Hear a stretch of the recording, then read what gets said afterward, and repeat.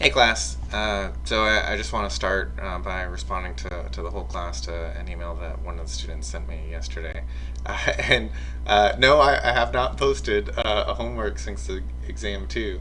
But I do believe today will be the day. It'll be the last homework of the semester. And I'll give you 2 weeks so that you can work on it up until Thanksgiving. And if you haven't finished it by then, you can start it. You can continue after the break. Um, but it won't be hard. I'm thinking 2 questions, and if you follow the lectures, then you should be able to extract what you need from it. Okay, so the rest of the email asked if I would kind of jump in and speak a little more about the interview process and what companies have asked me and so forth during my interviews. And so I've been hired to programming positions 9 times. I think that's right. I think that's the right number. So I've been through the process a fair number of times. Um, and to be honest, I've been asked fewer programming questions than you would expect. So I think I've given at least 3 of them that I've been interviewed for. So I've clearly, as you would expect, been interviewed more times than I've been offered positions. Um, and okay, as far as what to expect, um, so if a recruiter reaches out to you, then it's the recruiter's job essentially to filter through the filter through the waste, right? So um, the recruiter is typically not themselves a programmer, so they've been doing this, they've been helping out with this filtering process. They've been talking to hiring managers to try and get a feel for what they want. Um, but essentially, they're just looking to see whether or not you're confident in the answers you give. So they have this list of questions that they're going to ask and run through. And you know, uh, if you just speak with confidence, then you can typically get through it. Or if you just sound like you know what you're doing, then they'll probably forward you on. But a lot of companies, one of the things that they try and maintain is just a good work culture as well. Or hopefully, if you find yourself in a really good situation, then that's something that they're looking for. So, in addition to the technical know-how, which hopefully we are providing to you, or at least sending you in the right direction here at UTD, um, uh, then the team that you will be working with will also participate in the hiring process once you've advanced past the technical recruiter.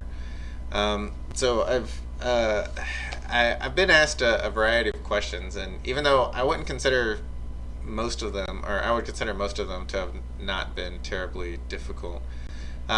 Sometimes it ranges, sometimes it seems kind of trivial.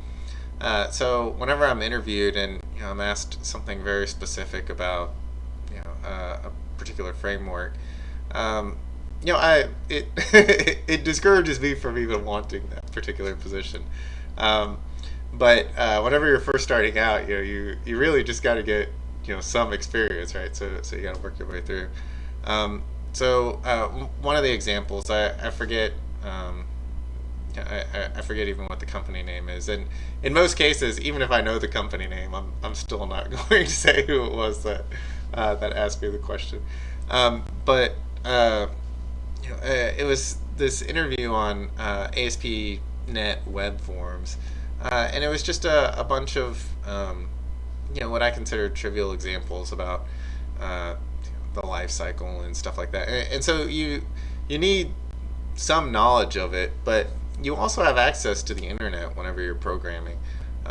So for me, the questions that I favor are the ones that are problem solving, or that make you think, or that are really just a simple filter, kind of like FizzBuzz, which will show that you at least have some understanding of what it is when you're programming.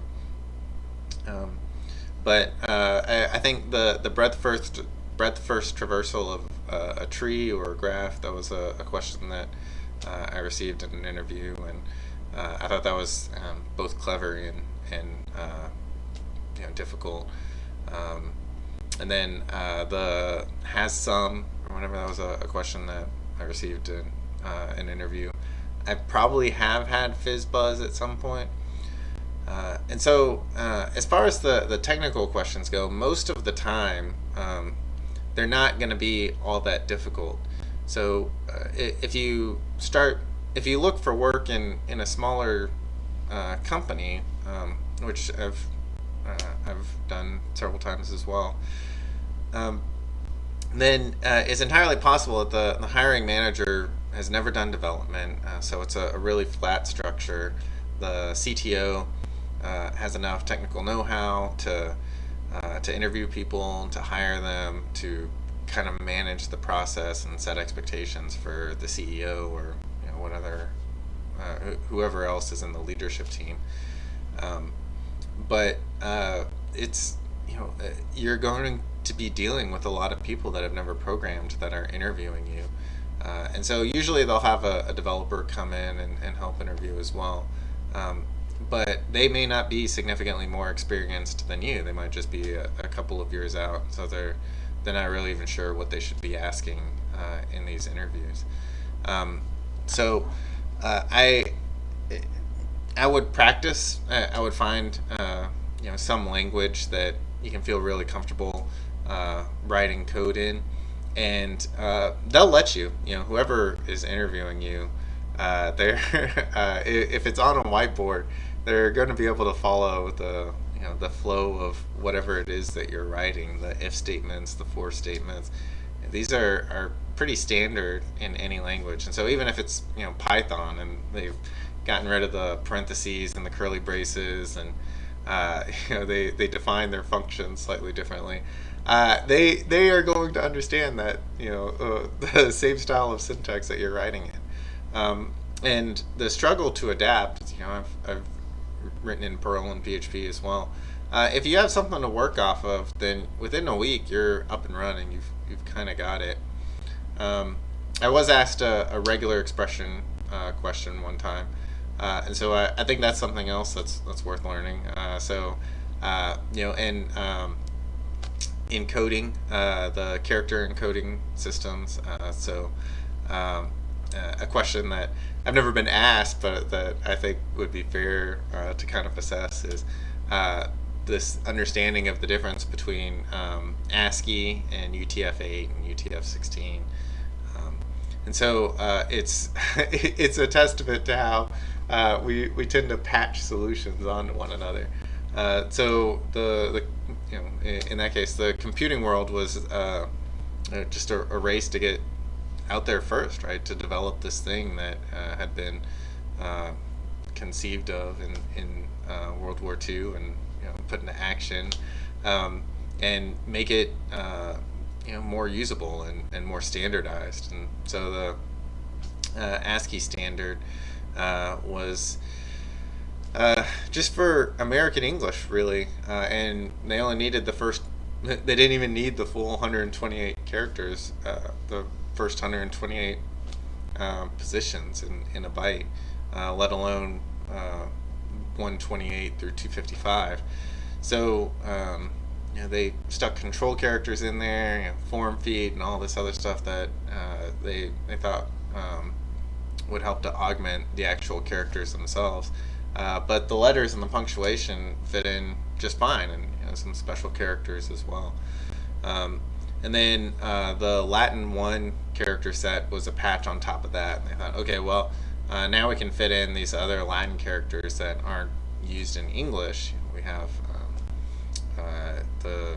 this French with the C and the little whatever that is at the end of it, and then the ñ in Spanish with the tilde and so forth over the end, and then they looked east, and that wasn't going to get it done. The even simplified Chinese has over 1,000 characters in it, so they realized that there was going to be a new solution. And so the question was how to extend the ASCII standard so that you don't mess with what's already there, and you find some way to augment it. And it was a couple of different solutions for, so just getting rid of the Latin 1 character set, essentially, and coming up with a new patchwork solution. And UTF-8, which is the best in my opinion. Every time I get a choice for a character encoding, I choose UTF-8. And so it defaults to 1 byte per character, but if you need more than what comes in ASCII, then it flags it with that most significant bit. And rather than getting, numbers 128 through 255, they tack on a second byte, so that you're actually dealing with 65,000 characters instead of 255 positions for it. And so I think it's a more clever solution than just fixing everything with a byte width of 2 bytes from the beginning.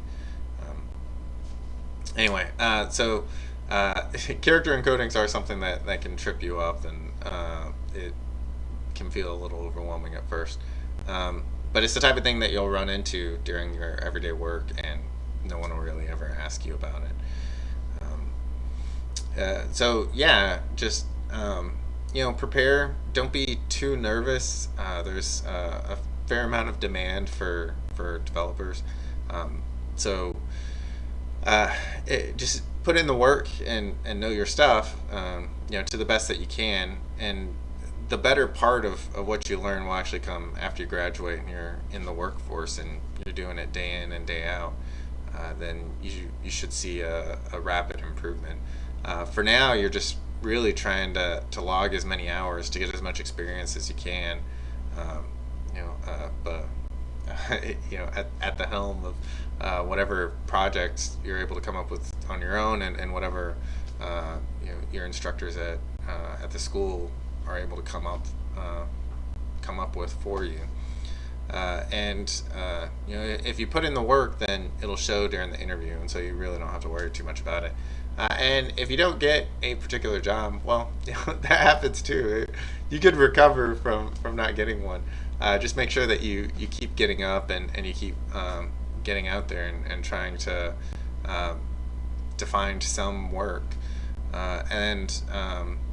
But I think, especially whenever you're young and you're interviewing, if you get someone that's a few years experience, so 7 years or more, maybe 5 years or more, then really what they're looking for whenever they interview you, they want to see some minimal level of competence, and then they want to know, okay, well, how do you react whenever you don't know something? So they're going to ask you a question in your interview that you're unable to answer, and what they're looking for is for you to ask questions back to them. So you should be able to do FizzBuzz, right? Like, that's something that you should be able to handle, and particularly because I've told you to look for that, right? So I would expect at this point that that you could write out a solution on a whiteboard, and that in your language of choice, you should be able to write out to the console, FizzBuzz for the numbers 1 through 100. But then they'll ask you some follow-up question, and they will expect you to not be able to answer it. And it's not your ability to solve it that they're looking for; it's your ability to work with them. Right? So at that point, they're hiring an apprentice, no master wants to hire an apprentice who's obstinate and difficult to work with and temperamental and just really uncomfortable to be around whenever they don't know something. So demonstrate, if that comes up in an interview, and it's entirely possible that it will, not just when you're first starting out, but even several years down the line. Show a little humility and show what it will be like to work with you when they hire you. So you'll you can take direction. You will listen to what it is that they're telling you whenever they're trying to help you out, whenever you come to them asking for help, that you're able to ask intelligent questions, or at least get started on it, that you won't sit on a problem forever and never ask a question. So that's an uncomfortable moment as well. So you ask the person a question, and they're staring at a whiteboard, and you can tell that they don't know what to do. They don't even really know how to get started. And so it varies from interviewer to interviewer. So some will just sit there and ride out the discomfort and wait for the individual to ask them a question, and they're in their mind they're just counting the minutes until you end up asking for help, and the longer it takes you to ask, the more harshly they judge you. And other people will sometimes jump in and try and get you started or whatever. And if that happens, treat it as if you had asked for help, right? So your pause, your delay, your uncertainty was determined to be this implicit question for help. So try not to show offense. Don't worry about it if they jump in and try and help you. And even if you get started and they jump in, they're still looking to figure out what it's going to be like to work with you whenever they try to give you advice, even if you've already started on something, right? So it's that reaction to their advice that they're looking for. And even if you do everything right, even if you have a really good interview, you won't always get the position. So make sure you're gracious even in that case as well, because you never know when you'll end up working with someone down the line. Okay, so that's all I really have to say on interviews right now. So I want to jump back to a topic that I feel like I mentioned some point throughout the semester, but I don't really remember what it would have been. So we'll pick a problem that is, to my knowledge, still open, that there isn't some general solution for it, and we'll just discuss it. So you're given this seemingly impossible task, and you just want to get started at it. So where do you start? The first thing is that you take impossible out of your vocabulary, right? So you're just given a problem, and until you've put in the work and determined that it's impossible and that you've run out of road that you can travel, then say that it's difficult. Give your updates as you're working on it, but take a run at it. So it's okay to ask questions. Once you're out in the working world or whatever, but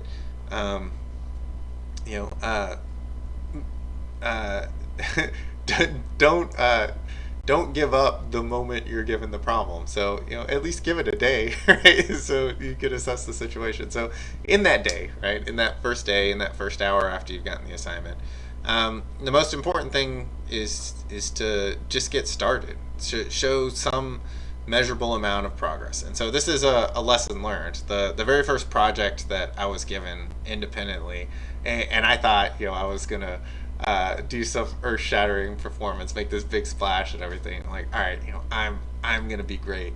And so I'd finally gotten back in to development. I was gonna get something where I didn't have someone actually leading me. It was my thing. I was gonna drive it.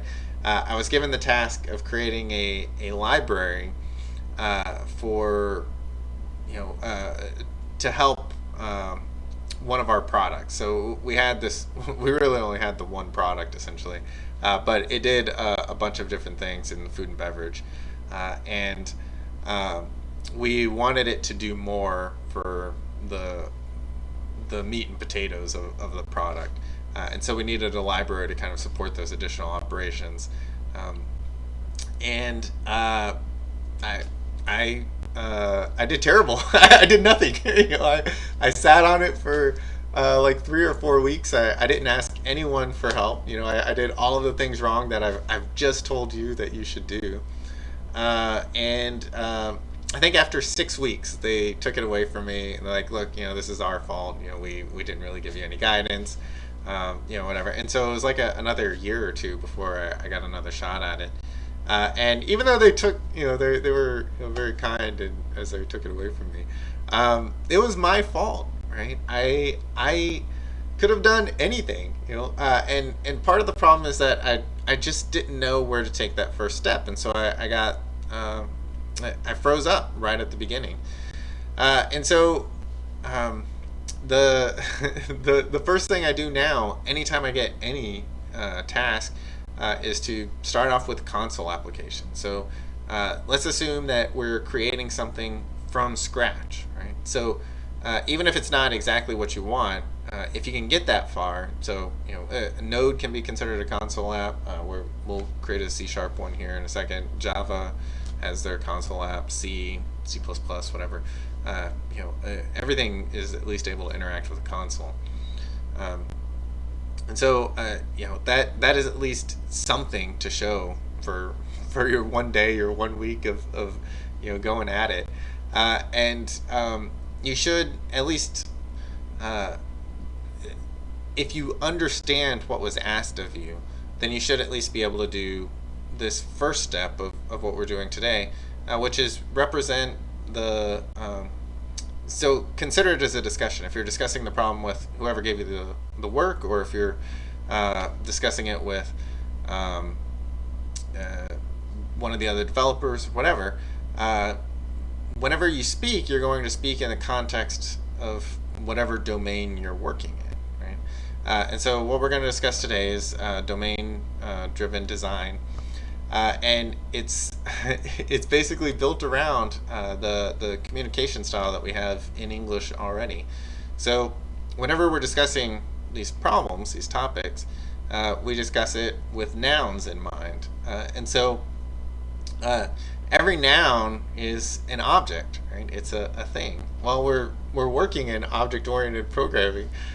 So this paradigm would have us take all of the nouns and create a class that represents it within our project, and then from there, once we've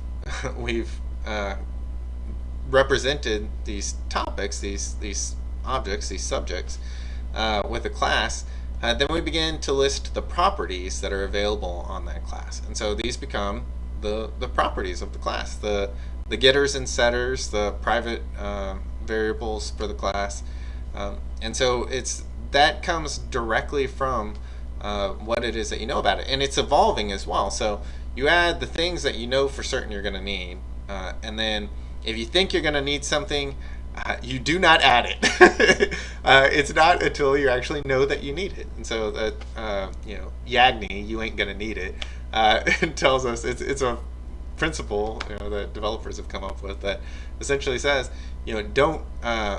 don't write in code with plans for the future. It's okay to think about it. It's okay to add a comment here or there that you think you can expand in this direction. But don't add it to the living code base until you actually need it, because it just increases complexity and confusion, and that's not always necessary. So keep it as simple as possible, and then you'll always be able to modify it. You'll always be able to add something just a little bit later, especially in those early days of development. Okay, so we've taken the subjects of our discussion the objects, the nouns from our discussion of the problem.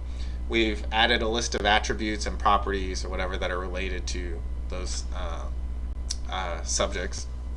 And then the next step in object-oriented programming and domain-driven design is to come up with the list of actions that act on those objects, and these become the class methods. So if you don't know where to start, right? If it's a little overwhelming, then you can at least get this far from some primitive understanding of the problem.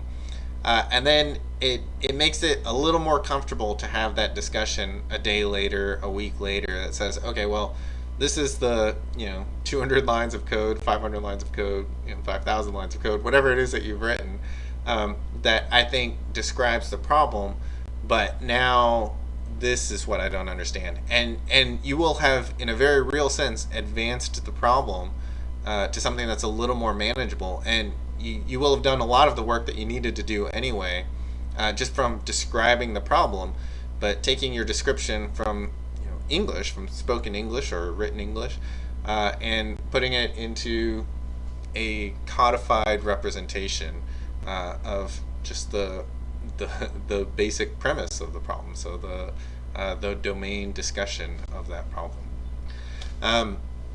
Okay, so and if we have time, then we'll talk a little about persistence as well. But I wanted to talk about this first. Okay, so the problem that I want to discuss is the in-body problem. Right? So the interaction of two celestial bodies is very well understood. So Newton figured that out 1500s, I want to say, and so we've understood it for a really long time, but if you add any more than that, then it becomes really confusing. And so the question is, well, how do we find these periodic motions of some other participant in one of these systems once you have more than two bodies, right? So okay, so I think this is a kind of a perfect example of taking something that is this open concept and you're not really sure where to get started, but there's enough there to at least move it a little bit and get a feel for the rhythms of just trying to jostle with a topic a little bit, just conjugate it a little bit, massage it a little bit, and see if you can't get a little bit closer until you can see what you're dealing with. Okay, so let's start there. So we're dealing with planetary bodies, right? So there's going to be stars, right? Potentially. So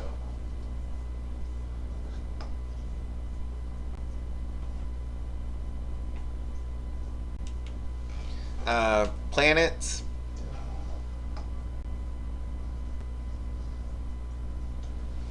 Asteroids.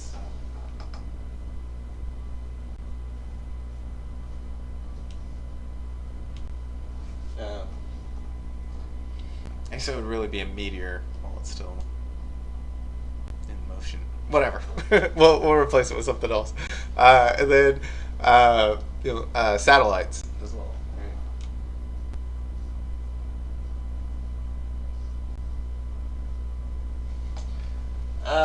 Okay. So we look at these and we want to say, okay, well, this and this are the the meteors and the satellites are all, or the comets and the satellites are all in orbit, or at least moving around. Whether or not it's something you would technically call an orbit, it's in motion, but it's not really, it has a mass, but it's not creating a gravitational field in the way that a planet or a star does. So these things very much dominate their region. So you're either in a completely different orbital trajectory from one of these, or you are in orbit around one of them, right? So so it seems like we should distinguish between this and this. So we'll put a line there. And so what is it exactly that we're describing? And so I think it's just that they're gravitational bodies. So they're sufficiently large, and they create a gravitational field. And we have examples of them, of stuff orbiting them. And these do not, right? So yeah, let's break it up into those two categories, right? So we're going to supersede these, and maybe we'll come up with some distinction and create some subclass later. But really, when we get started, what we want to talk about is things that create a gravitational field and things that participate in a gravitational field. And so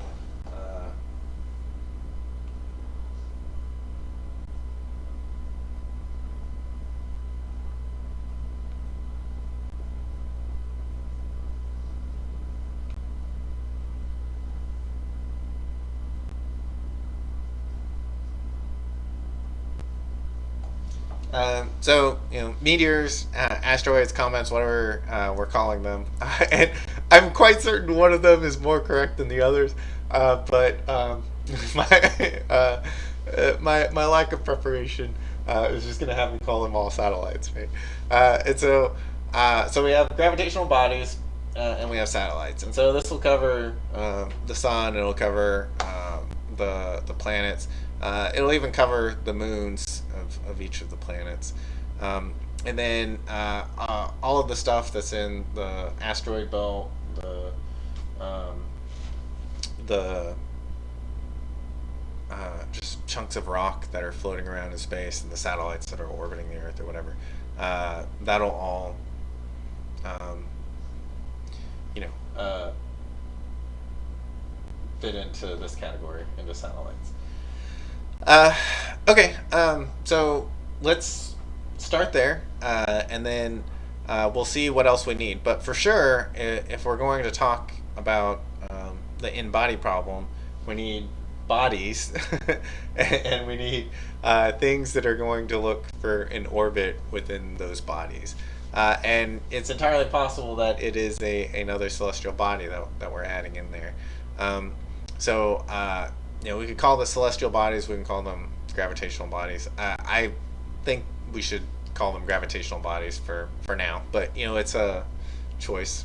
So okay, so let's start by creating the project, and then we'll advance it just a little bit further, and we'll see what so maybe not a solution, but we'll see what a first step is, and then how we would tie that to storing data in a database and relating it back, and then at the end we'll talk about, well, where would you go if you were to take a second step towards this problem.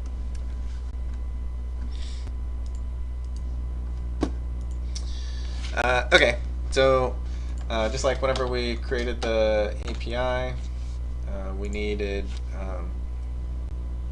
to create a project directory.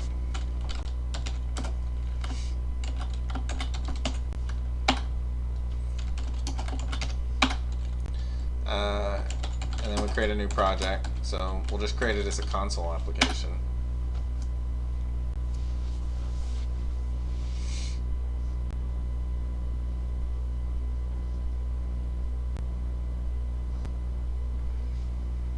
And while it's doing that, let's go ahead and do the database portion. So we have our discrete math database that we created earlier in the semester. So let's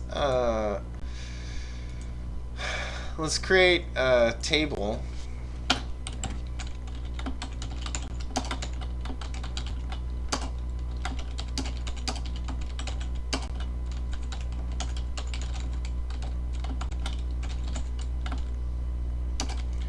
And it's fair for the table name to match the class name that we're going to create. So this is the snake syntax, or I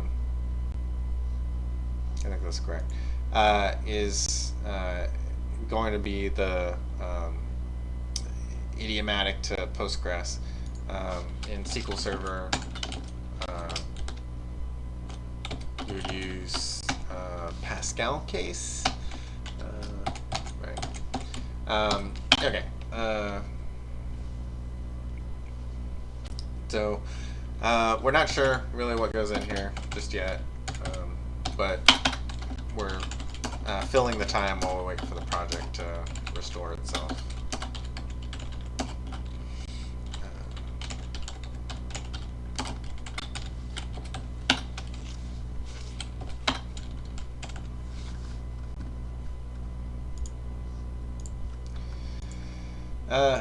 Okay, so it's created. We have a project file here. We have the object directory, which we just ignore. And so this will keep track of the things that we include, and then this is really where we're going to work. So I don't think we actually need that. Okay, so let's see if we can run it. So it's going to build it and run it. Okay, that's excellent. So let's just make sure that we're able to add or modify it.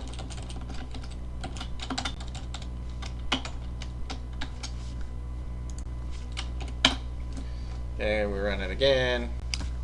We get the different output down here. Perfect. So it's working. Okay, so now we need to create our classes. And so we should create them in a subspace. So right now the namespace is in body. And so we're really creating the data models for this. So we create the data models, and there'll be classes that are created right here. So we have the two, gravitational body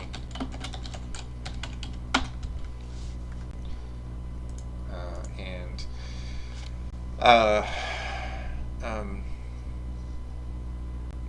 satellite.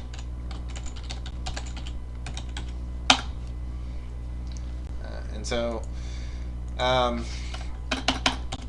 we're going to want this to agree with whatever's in the database. And so you can do it in one of two ways. You can create the code first and then have the database. So if you're going to use the object relational mapper, so the thing that takes the data from the database and associates it to code in your code base. So it's called an ORM or OR mapper or ORM framework. And so in C# it's Entity Framework. In Java, I believe Hibernate is the popular one. But they've proven so useful that I think every major language is going to have some OR mapper for you. But I want to go ahead and create the class for now, and then I'll show you how to create it database first, where we create the we describe the model in the database, and then we have the code generated for us. But for now, we're going to create it manually, and then we'll delete it, and I'll show you how to do it database first. Okay, so let's just copy this for now. And so the namespace is going to be whatever our project name was, and then the subdirectory name. So it's inbody.models.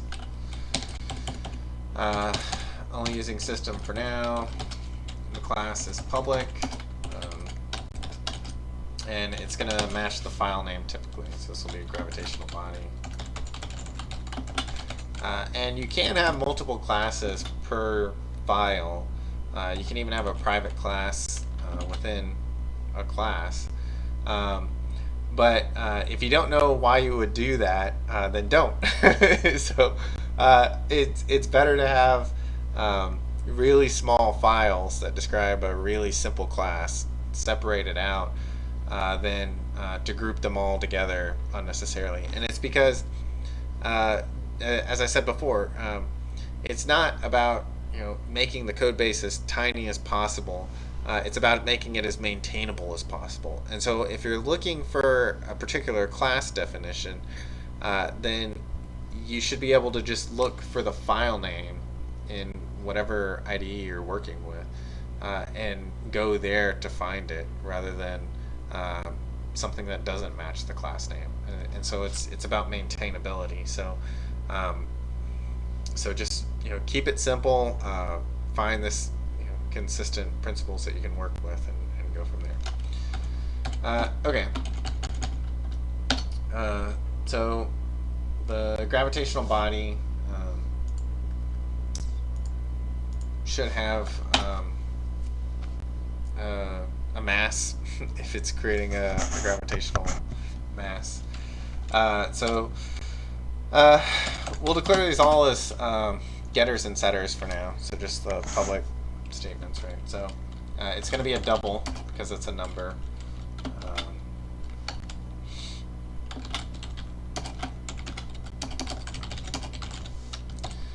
It's going to have a position, And so this is we're already going to need to pull something else in. So system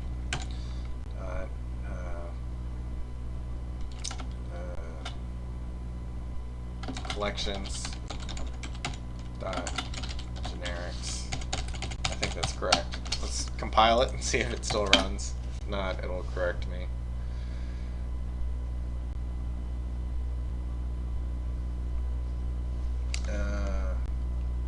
Generic.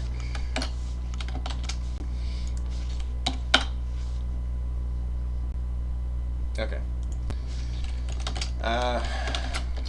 So now we can use tuple, double, position, get, set, and it's going to have some velocity.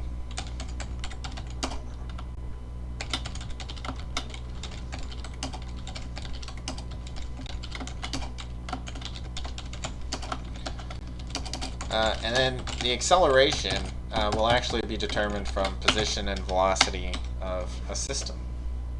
And in just discussing it and describing it, it's become apparent that we need a new class. So we need something to represent a system. So let's add that. So gravitational system.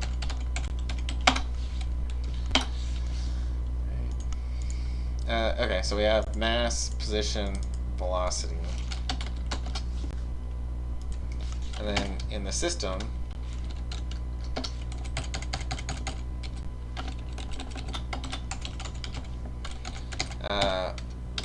we're going to have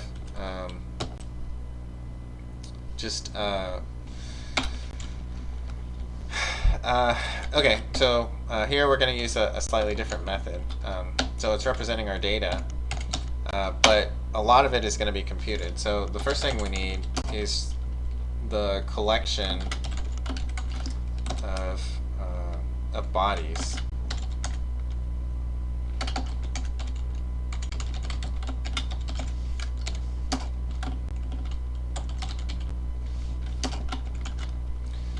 And we're going to hide that as a private member.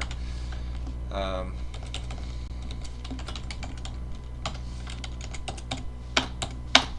we're going to control adding to it through the use of a public method.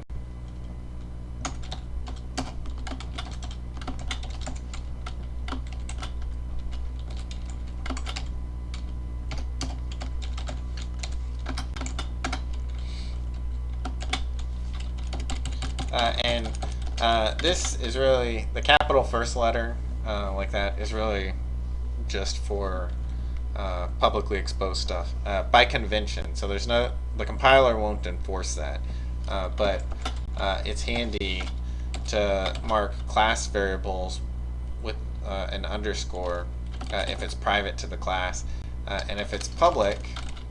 Okay, so if this were public, then we would use that styling. Okay, so we've made that styling correction. So let's add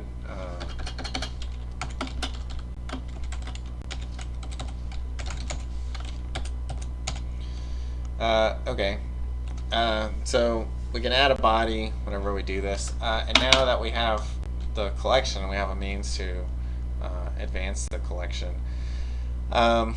We can provide the same things that that this was providing. So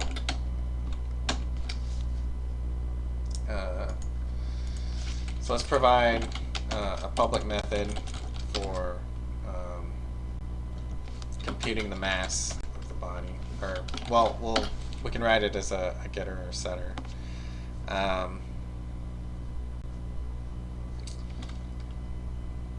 Well, no, we'll call it as a method right now. And already you can see just from my going back and forth that it's not always clear whenever you're doing something, even once you have a fair amount of experience. Uh, in a situation where there is no correct answer, what you're weighing is how what is going to be most intuitive for someone coming behind me, or for myself as I go back and I review this problem later, to make simple modifications to get whatever, to squeeze whatever the next drop of information is from this. So I want to make it as friendly as possible for me to work with later. And so you're trying to imagine how it's going to be used whenever something is actually working with a gravitational system. And so the mass is something that's going to be computed, but it doesn't change all that often. So if I'm going to use this a lot, then I want to cache the value. I want to compute it just once. So once, how often is a new planet added to our star system? Not very often. So if we're computing the total mass, then you really just want to compute it the very first time that it's calculated. But that's an optimization, and optimizations can come later. So don't weigh yourself down with trying to get them all right the very first time. It's the type of thing that as you become more adept at the discipline of software development, that you will do these on their first pass. You won't have to go back and add it later. You can actually pick out all of the places that you're going to do it in the first time. But it's a lot of extra code, and it confuses the problem, so I'm not going to do it right now. So we have the total mass, and we want to mark it as a double, so we do 0.0. And then we're going to iterate over everything in our bodies collection.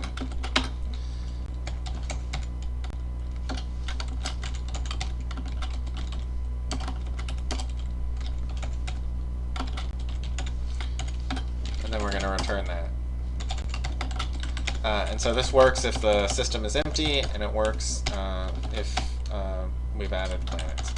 And if it's just a single line, I tend to style mine in this format without the curly braces. And I also like to leave the line in between of white space. And all of that is just style. So you will hopefully, before you graduate, or within a few months of graduating, you will hopefully have done enough software development that you have an opinion of what looks right. But it's just an opinion. And going back to the interview question, that's something that interviewers will ask as well. So they don't really care necessarily what's right or wrong. They want to know that you've put in enough time and effort that you have an opinion on trivial stuff like this. So you should be able to express it or whatever. And it's just the type of thing. It's whatever looks right to your eye, whatever feels cleanest. And then that's what's correct to you. Okay. So here we have mass, and the rather than a position for the system, we actually have a center of mass that we should be dealing with. So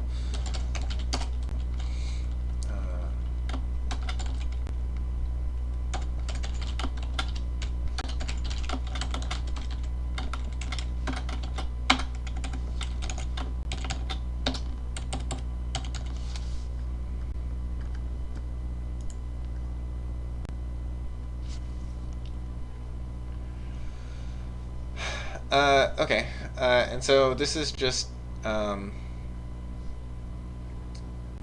weighted average of all of the floating masses that are floating about.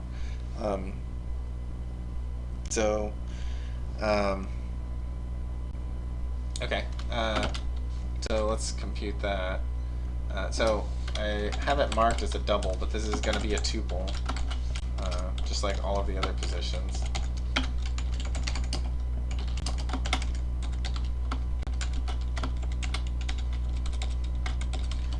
and it's actually a double. So this is the syntax for whenever you're passing type parameters. So a tuple can hold anything. It's just it's like a bucket essentially. But you have to tell it how many different variables it's holding and the types of those variables. And the way you tell it is with these angle brackets. So we're saying that it'll hold an x, a y, and a z value, and each of them will be a double. And so whenever we pass it, those will be doubles. Okay, yeah, and I did it correctly over here. Okay, so now we need to compute weighted average.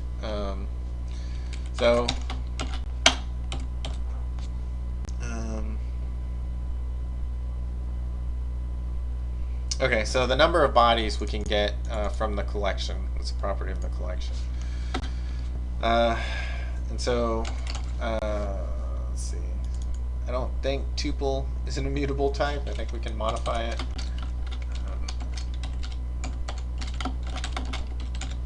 So let's make it a variable.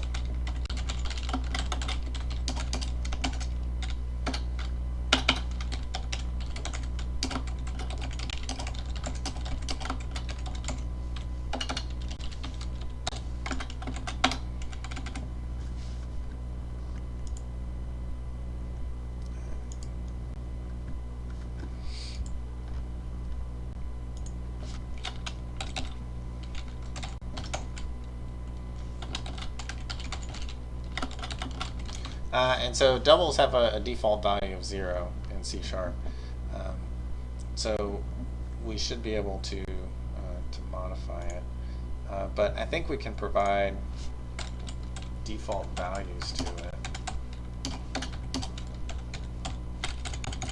Let's see. Let's see if it compiles. Okay, so that's still correct.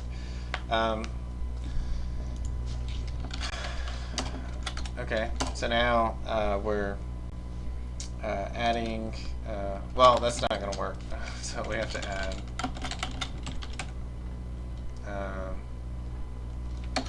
how do we access the tuple? Let's see what the syntax is.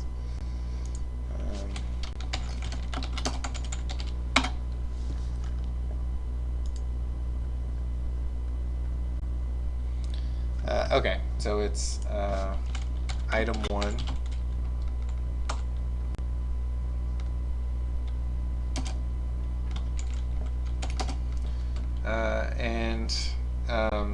Again, it's a weighted average. So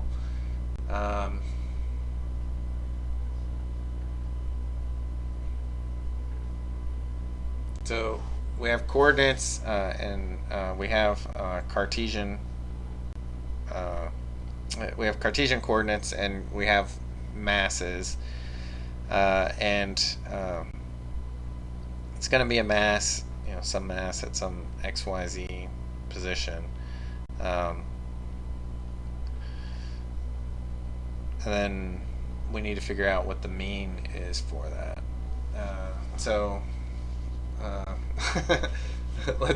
Let's get something out. It'll most likely be wrong, and then we'll modify it to be correct. Right? So I think we should be able to just take the XYZ position from the body itself. So body dot position dot item 1, and then multiply it by the mass. And then we do the same thing for y and z.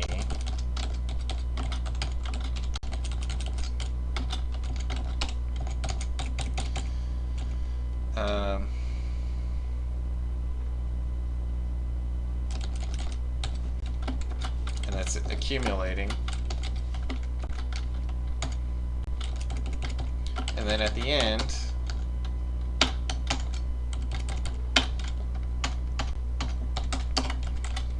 if we did anything, so if there were any bodies in the system,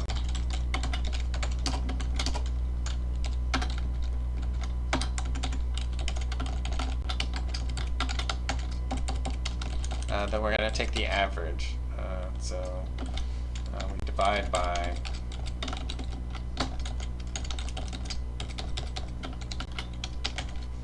bodies.count.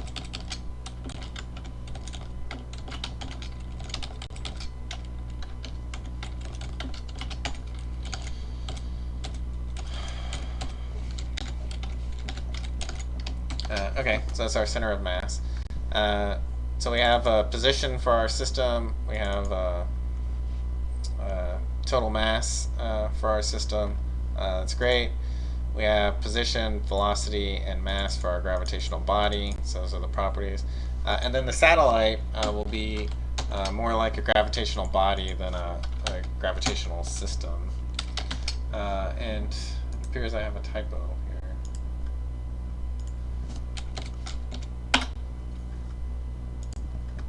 Did I get it right here? Okay, good.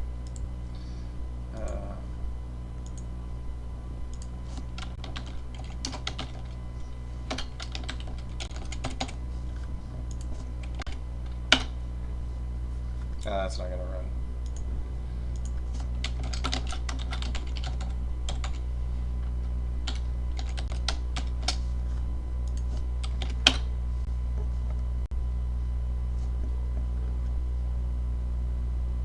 And it is read-only. Okay, well, that's perfect. Because I was going to say that this...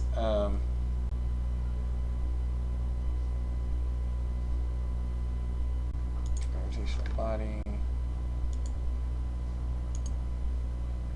Okay, well, that'll go away in a little bit. So let's comment out everything that we've done here. And then this is actually terrible because it's not intuitively understood what item 1, item 2, item 3 is. So let's create another value which we can use for position. Right? So let's create another class.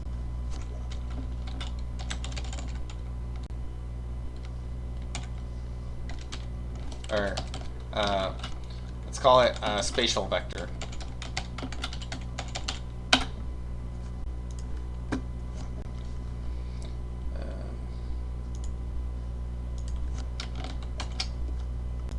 So it's a slightly intimidating name, but it really isn't doing too much.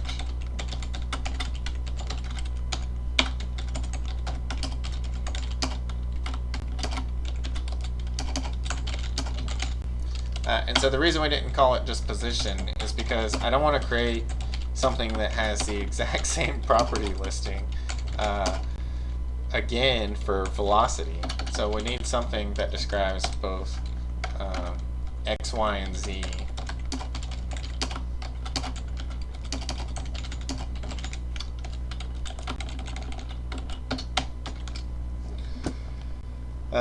Okay, so we have a spatial vector here. So instead of this, we'll do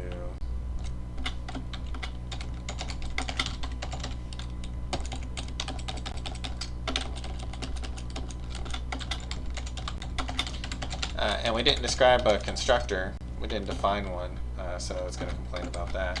But something specific to C# is this initializer syntax.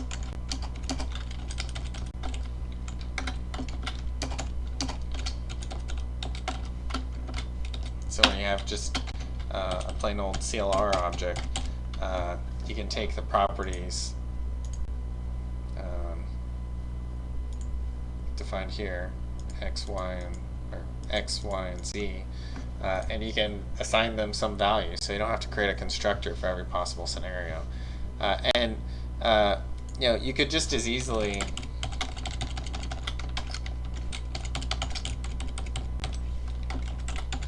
have done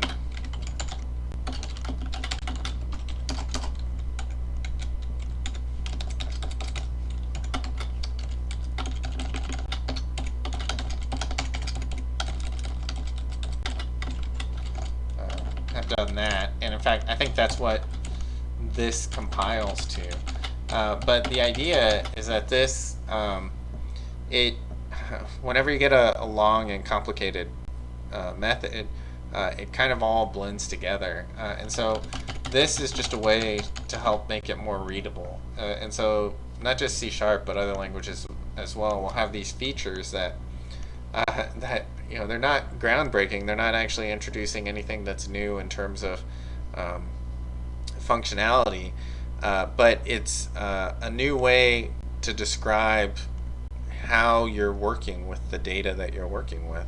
And so this is all, we're initializing it, right? So we're not assigning some new value, which is the same thing that's here. This is part of the declaration of that object. We want it set at the same time that we bring that object into memory. And so they've defined that initialization syntax. So let's favor that for now. And now,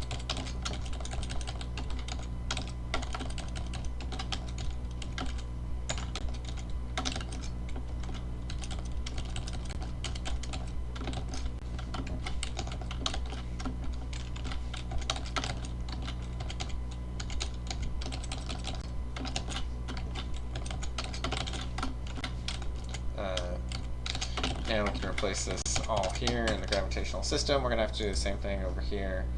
So we're no longer using tuples, which we thought would have been pretty nice, but turned out to be immutable, which we knew was a possibility going in. And it's not inherently a bad thing, but we need something that we can work against. So position and velocity now have x, y, and z ordinals. So center of mass, okay. Spatial vector is kind of our utility. And now we can come back to the satellite. And we need to replace this. Let's just copy it from over here.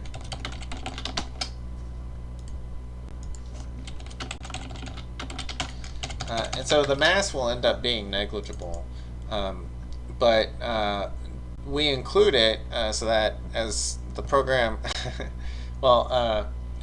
we don't necessarily need a mass, right? So that's what distinguishes the satellite from the gravitational body, is that the mass doesn't necessarily matter. Its path is essentially fully determined by whatever it's orbiting. But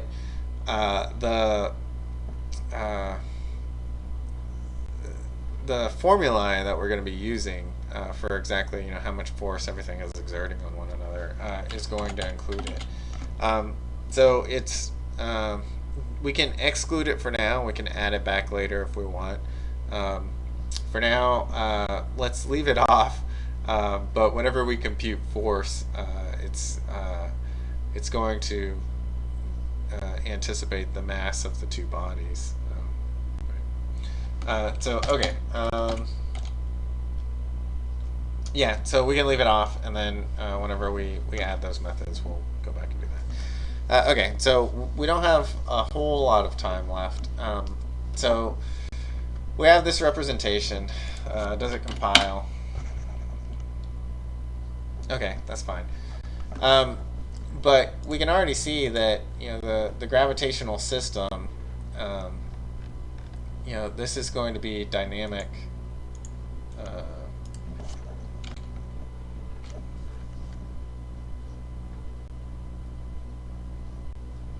I don't know what this is explaining about.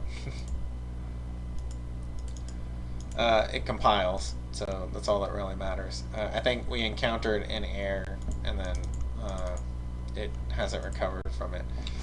We might be able to do .NET publish.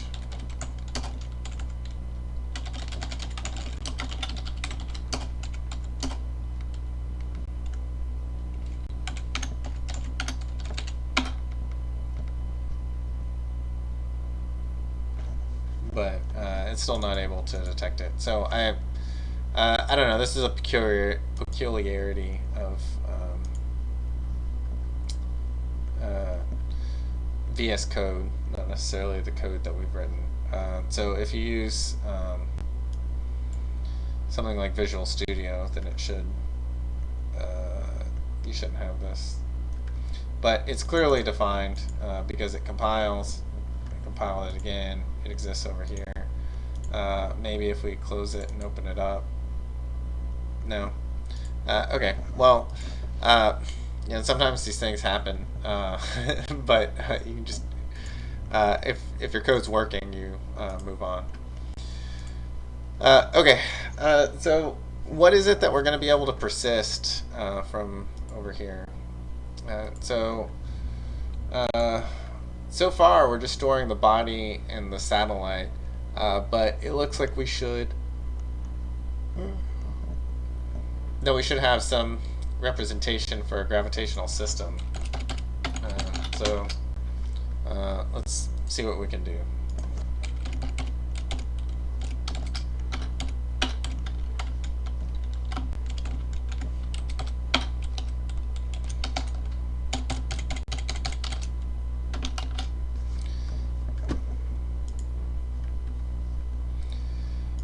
Okay, so we're going to need to store a mass,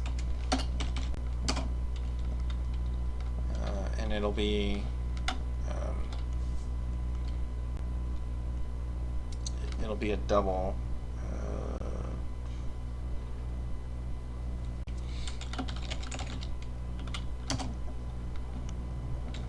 Okay, it'll be not null. We're going to need some initial position.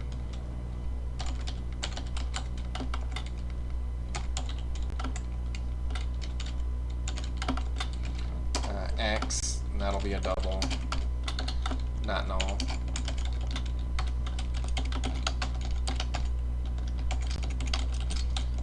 And then we'll need a Y and a Z.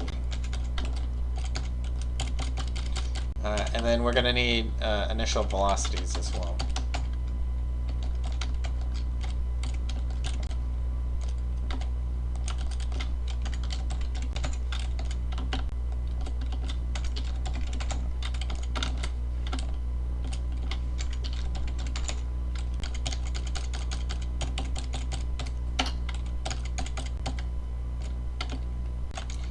And the satellite will have all of that same information. And then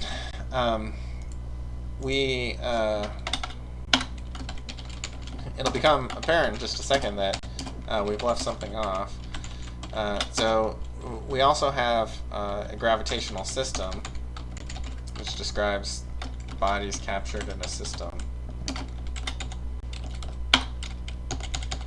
And that's composed of bodies, but in code, we just have the reference in memory and we pass that to the system and it's able to handle it. But what are we referring to here? It doesn't seem like this is a really viable key to have to key off of all of these values. So why don't we just give it some ID? And so the popular convention is to just take the table name and add a suffix of ID. Right? So in Postgres it would be _ID, and then in other languages it would just be ID, like that. Okay. And so it's I always use the largest integer available to me because it's cheap now. So 8 bytes really isn't a whole lot. But you get a lot from it in terms of counting ability in integers. Okay, and then this is going to be our primary key. And so we're going to need a key for satellites as well.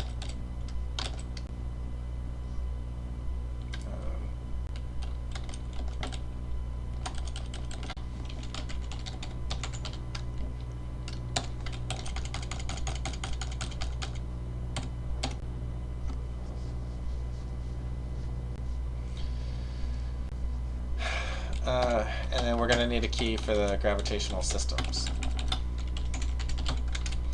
And then, so that handles everything from the code, but you'll have noticed that we haven't added our toString method. So I'm always harping on y'all to create toString methods. But what are we going to spit out other than these masses? It would be really nice to have a name associated to each of these. So let's add those as well. So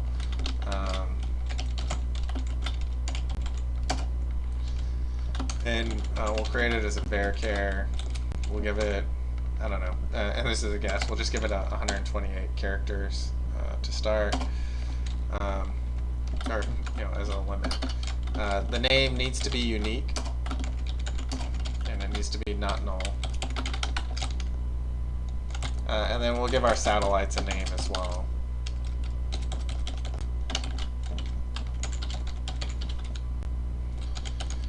And then our system should also have a name.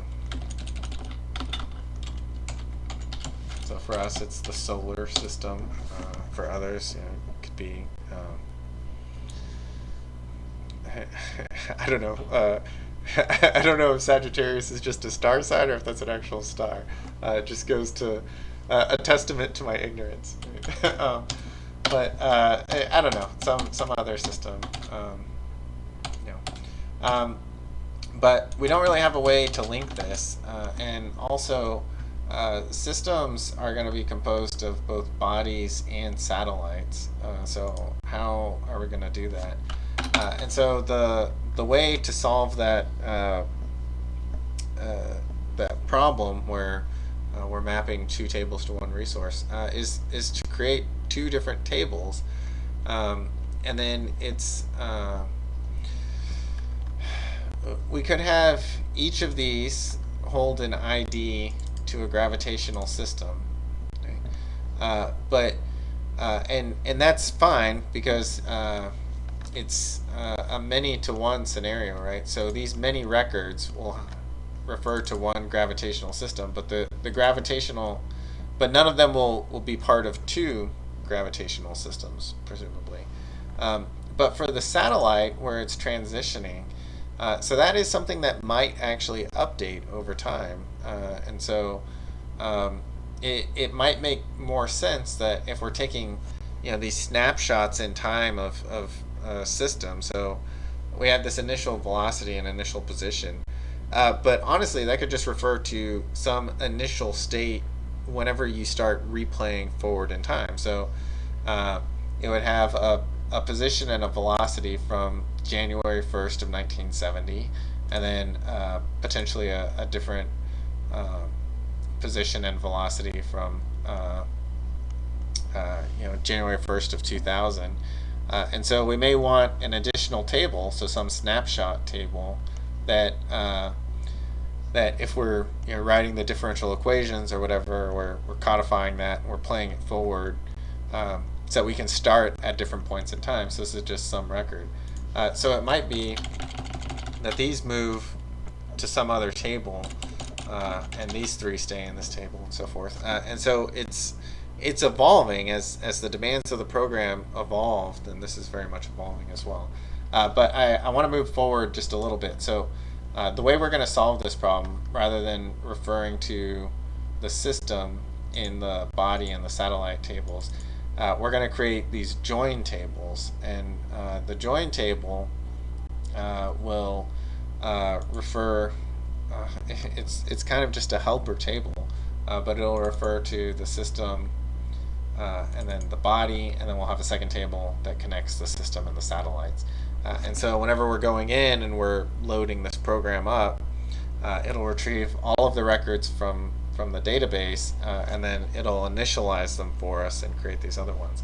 So even though we have one models directory, it might make more sense to have a second one. So this is what we're dealing with whenever it's in code, and then we have something that pulls it directly from the database, and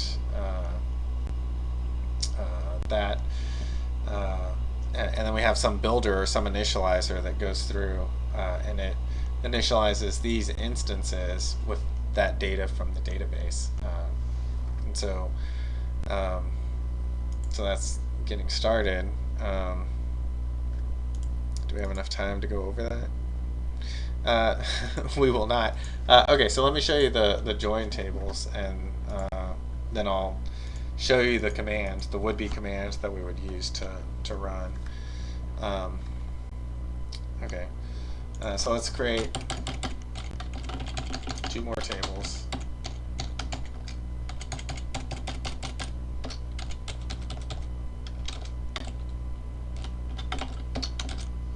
So we'll call this one system body join, and so this won't be, we'll need a new primary key, and so we'll just follow the convention. Table name followed by ID. And so this is just if we want to delete a join or some record, or if we want to modify it directly. So it allows us to get a handle on it. And then it's just always a good convention to have a primary key whenever you have a table, with very few exceptions. Okay, so then we have the gravitational system ID, and I believe it's big int.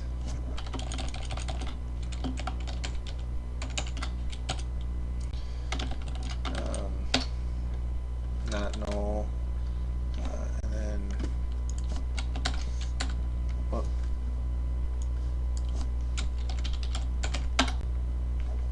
okay, good. And then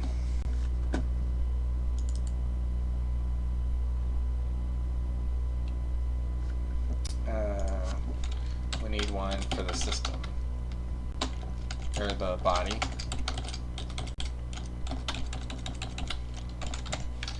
And then we need to declare the foreign key relationship between the two.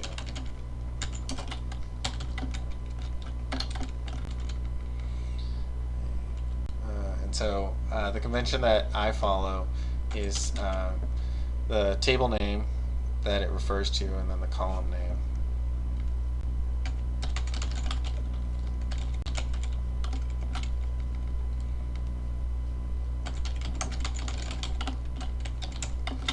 But I've removed the underscore so that we can distinguish between the foreign key prefix, which isn't necessary, that's just a convention, the table name, and then the body name.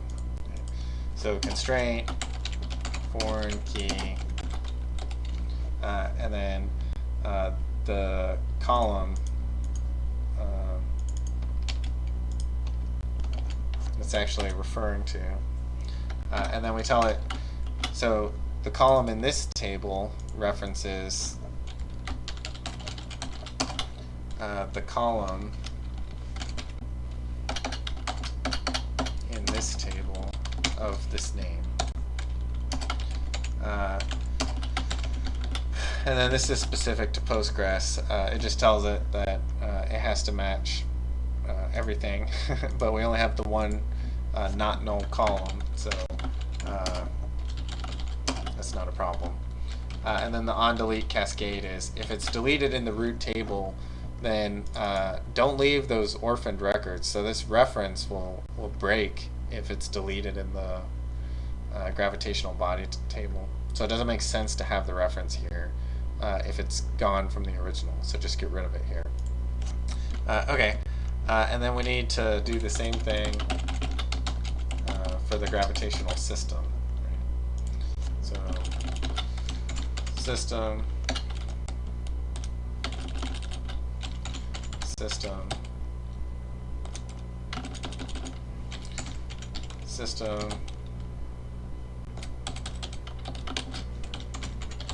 system, system, and then we need to do the same thing, create that same type of table for the satellites. So we update the name here.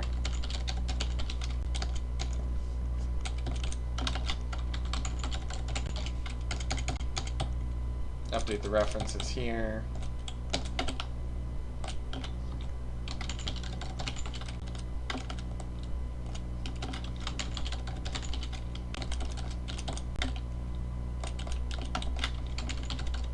by convention, I always try to make the foreign key column match the primary key column, so that these two column names will always agree, so that it's really obvious what it's referring to, both because the table name is there and it's got that ID suffix, right?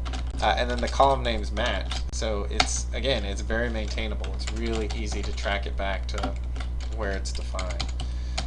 Okay, so that'll give us something to get started with.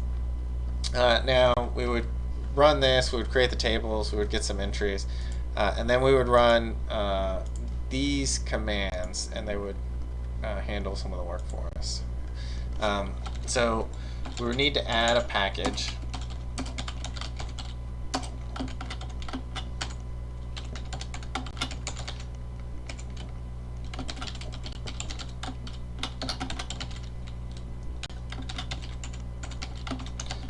So that we could use Entity Framework against Postgres. And then in order to generate the data, we would have to add the Microsoft Entity Framework Core design package.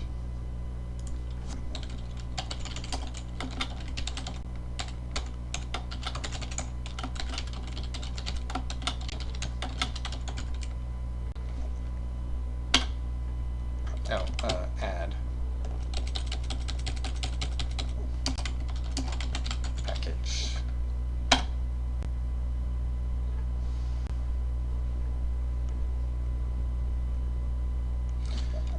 Okay, and then we would run .NET EF DB context scaffold, and then the connection string.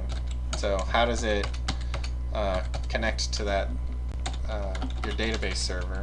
So it's run on localhost, so we pass it the loopback IP 127.0.0.1, the port number that it's running on, the database name, which I think is discrete math.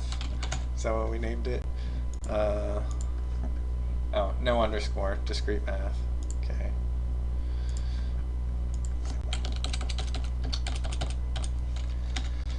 The username, which we haven't created a new username, but we would probably create an in-body user and give it all the privileges for that. The password, whatever password we generated associated to that. And then so we're telling Entity Framework, right? So .NET, that we're going to run an Entity Framework command, and we're going to scaffold a DB context using this library, npg SQL.entity framework core PostgreSQL. So it's that one that we added just a couple lines ago. And then we want the files that it generates to go to this directory name. And usually I would use models, but we're already using that, and so we might have to do some renaming, or we can stick this in data models. Right? And so we would run this command, and it would create a DB context, which is a way for us to interact with the database, and then also files just like this. It would create a body, a system, satellite, and in fact it would create one for each of these as well. So the joins, system, satellite, and so forth. So every table that's in here would get a file created to it, and then you'll have to look up how to interact with Entity Framework to go a little bit further.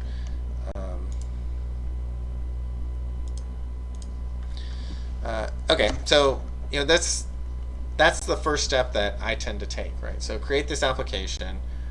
So just create a console application, and then start describing the subjects of the problem. So what are the nouns that you find yourself using a lot whenever you're discussing the problem? If it's coming up a lot, like planet or star or satellite or whatever, then you're either going to need to represent it or find a class that more accurately describes what it is that you're discussing. So instead of star and planet, we used gravitational body, and instead of asteroid and whatever else, we used satellite.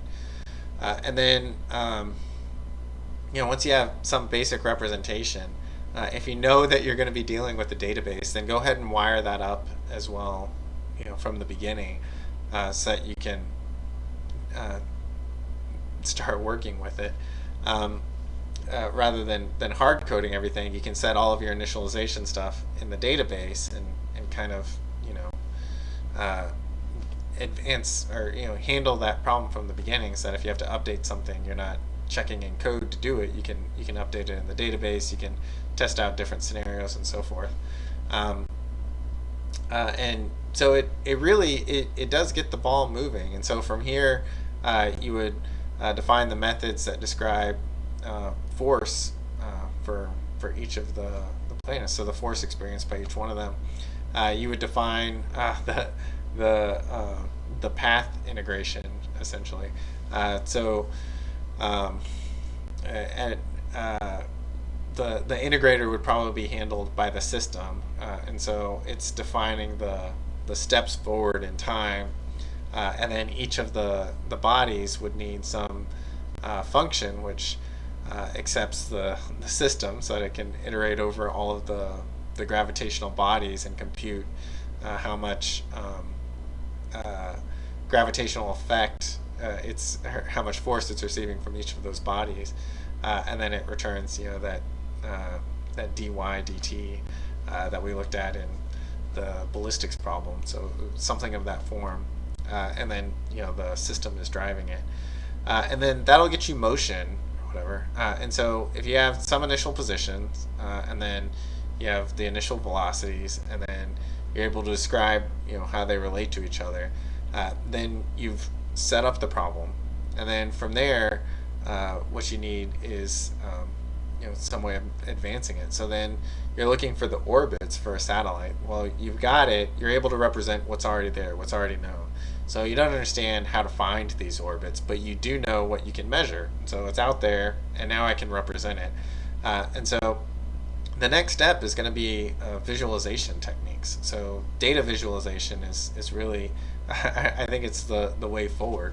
And so I always think of this story, and I can't remember if it's myth, I can't remember which caves it's associated to. I want to say it happened at Carlsbad, but essentially there was this spelunker, this cave explorer, who went in and was exploring the cave. I don't remember if he had a flame torch or if he had a flashlight. I want to say he had a flashlight, and the batteries died on him.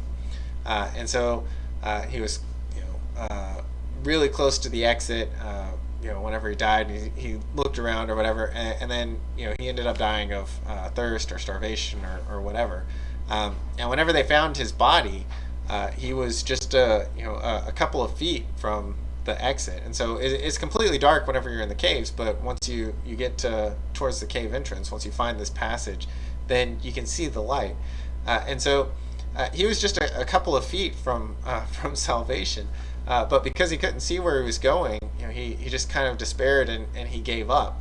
And so I think that's a symptom that afflicts many people whenever they're attempting these, or any problem that they deem to be just a little more difficult than what they're familiar with, is that they're kind of wandering around without a flashlight, and it's very easy to give up and to despair at that point and just push it off as something that either can't be solved or can't be solved by you, and that's not always true. And so I think the first step that we took today is something that we can develop as a habit as well, is creating this first step of okay, well, just describe it in the code what it is that you're looking for, domain driven design.